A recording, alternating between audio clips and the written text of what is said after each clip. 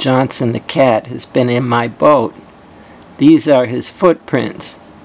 I don't know if he's in here for shelter or hunting. I got this packing foam, and this piece is the same size as the base of the freezer, and it's got a little cutout at the edge where it fits where the bulkhead went and around the mast brace. And now I'm using other pieces of foam to piece together the shape that I want to make a great big shelf that will wrap around the refrigerator, have a space for the microwave between the refrigerator and freezer, and then support the freezer over the other seat at the table. And the pain in the butt shelf had to come out for the plywood to go in. I'm tracing the shape of the template. There's Johnson. And now I'm going to use a saber saw to cut out the template shape that I just traced onto the plywood. It would have been impossible to get this shape anywhere close to right by just measuring and trying to map it. The template really helps. I'm painting it white. It still looks like white painted plywood inside the boat, but it lightens things up a bit. This foam has some holes in it where the feet for the freezer went, and I'm going to use a hole saw to drill some holes for the feet so that the feet of the freezer will recess down into the shelf and lock the freezer in place so that it can't slide around as the boat rocks in the waves.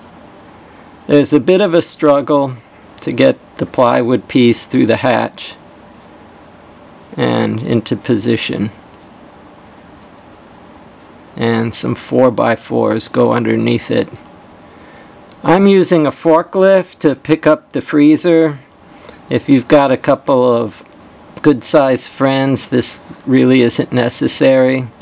And here I am making the hump in my back worse by wrestling the freezer through the hatch.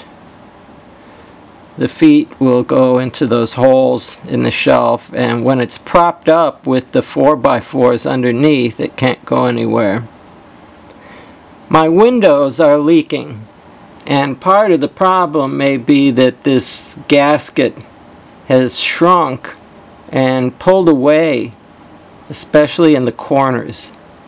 It's not really caulking, it's like a rubber gasket that goes in there. So what I did was I pulled them out and then decided I could try to just reseat the same gasket.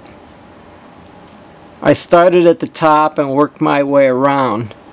It helps to get the edge in next to the window frame, and then you can kind of roll it and pinch at the window and get it to roll down into position.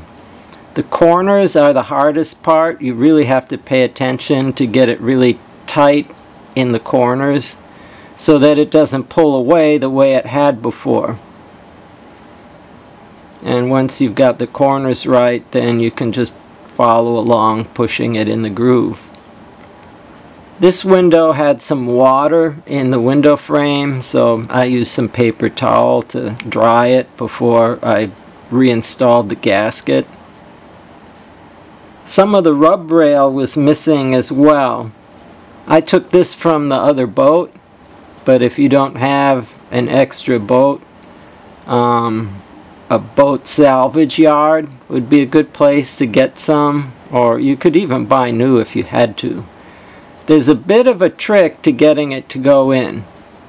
I try to get the bottom of it into the groove first, and then I take the biggest screwdriver I have and I pound it towards the hull at first to get it pushing into the upper groove, and then I can move the screwdriver and pound downwards, and then it'll usually pop right into the groove. I move along slowly, moving just the width of the screwdriver blade each time. If you go too far, then it's not really going to want to pop into place properly. But just be patient and work your way along and it goes in.